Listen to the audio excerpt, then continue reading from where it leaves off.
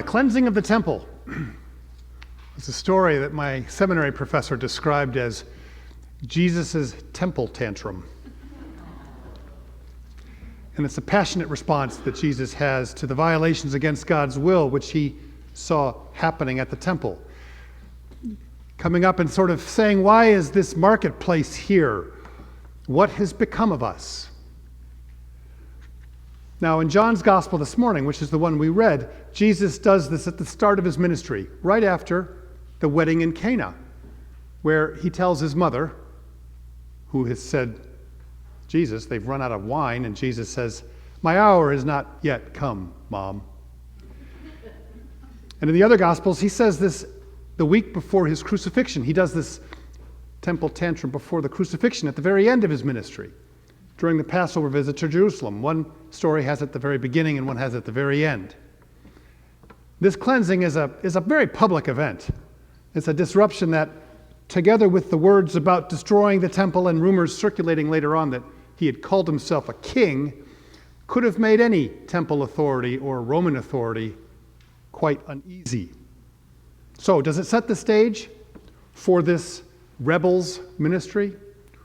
Does it play a role in his crucifixion? Well, the gospel accounts differ. But let's go back. Centuries earlier, in the wilderness of Sinai, God gave Moses the laws on tablets. Moses then handed them to the Hebrew children in order to manage their conduct together as they traveled through the desert and to build their relationship with God. And in the realm of God's will for us, laws are useful. They can help us over time. And when we follow them blindly or only to the letter, they can lead to a ticking of boxes. I've done that one. I've done that one. I've done that one. And that's a relationship that's based on transactions rather than becoming, rather than transformation. So Jesus comes, in my understanding anyway, Jesus comes to help us and to help the Jewish people and everyone else that he encounters understand God's transformative will for us and how these laws, none of which he says he's going to overturn, but how these laws can guide us towards God's will but can't get us there completely.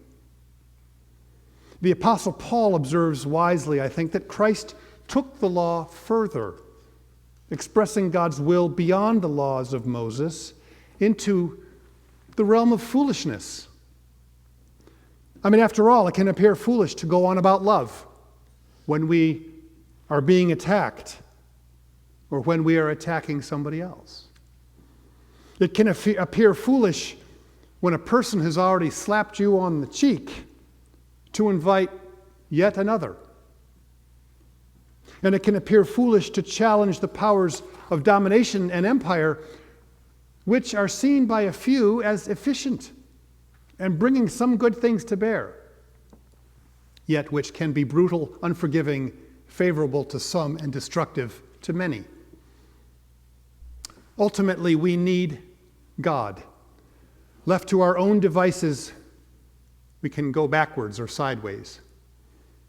We need an understanding of God that expands beyond the ancient traditions that may have brought humanity to its feet, but fail to let humanity fully prosper and become the children of God that we have all been created to be.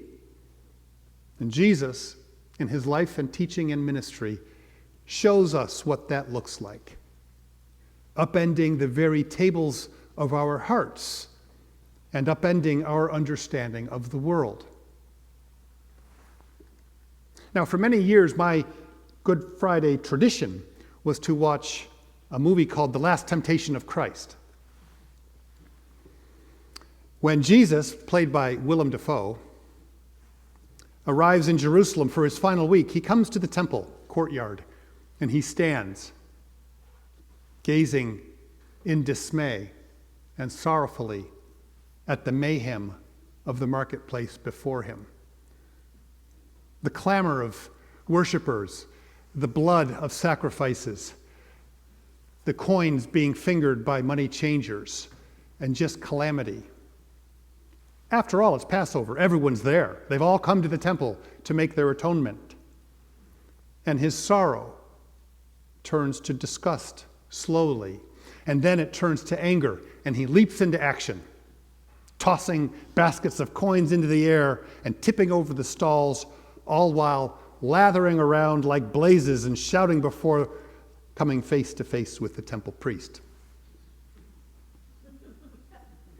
And he says, God doesn't need a palace or cypress trees or dead animals. He doesn't need shekels. And the priest responds by holding up a coin, almost helplessly. You expect people to pay with Roman coins that have images on them? Or false gods? You want pagan gods in the temple? And I remember the first time I saw this movie, I was struck by the priest's helplessness. I'm in a corner, the priest seemed to be saying. And I suddenly understood, in his mind, there was indeed no alternative. His worldly lens was clear. What else are we supposed to do? The logic of the world has thus fallen into place. How else are we supposed to do this, given the givens? After all, we go to war in order to make peace. How else are we to rout out the bad guys? We destroy a planet in order to keep it livable. How else are we to get to our jobs or to stay cool or warm? If we help the poor, all we are doing is enabling inertia and laziness. What else do we do? The calculus around us today is the calculus Jesus saw at work in the world in his lifetime. When it couldn't be clearer, we still can't see. Maybe the temple is too glorious. Maybe we are blinded by the glint of our captor's armor. Maybe the system feels too much a part of who we are and too much of how many of us are made comfortable. And maybe we are ultimately afraid of our own vulnerability. And this system infuriates Jesus, this conflict. Unexamined obedience towards the world around us, on paper and in practice, will distract us from finding the dream God has for us. Jesus tells us to give our obedience and our hope to that dream. Care for one another and for the stranger. Resist systems that are unjust and oppressive. Work to spread the goodness that God has given us abundantly by opening avenues to folks who are cut off from that abundance, here and abroad. Push against your fear and even be willing to challenge what otherwise may seem logical in the world.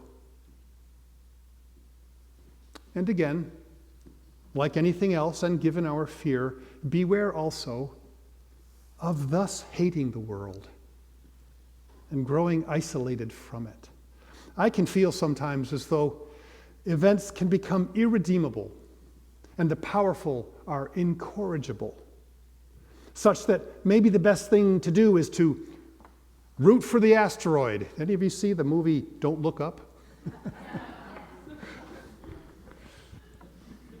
Root for the asteroid, or simply find myself living void of delight or gladness, unwilling to take a chance because my vulnerability is just too frightening. Well, the poet Mary Oliver sees this at work, and she says, I know you never intended to be in the world, but you're in it all the same. So why not get started immediately? I mean, belonging to it. There is so much to admire, to weep over, and to write music or poems about. Bless the feet that take you to and fro. Bless the eyes and the listening ears. Bless the tongue, the marvel of taste. Bless touching. You could live 100 years. It's happened. Or not. I am speaking from the fortunate platform of many years, none of which I think I ever wasted. Do you need a prod? Do you need a little darkness to get you going? Let me be as urgent as a knife, then, and remind you of Keats. So single of purpose and thinking for a while, he had a lifetime. I've got this app on my phone.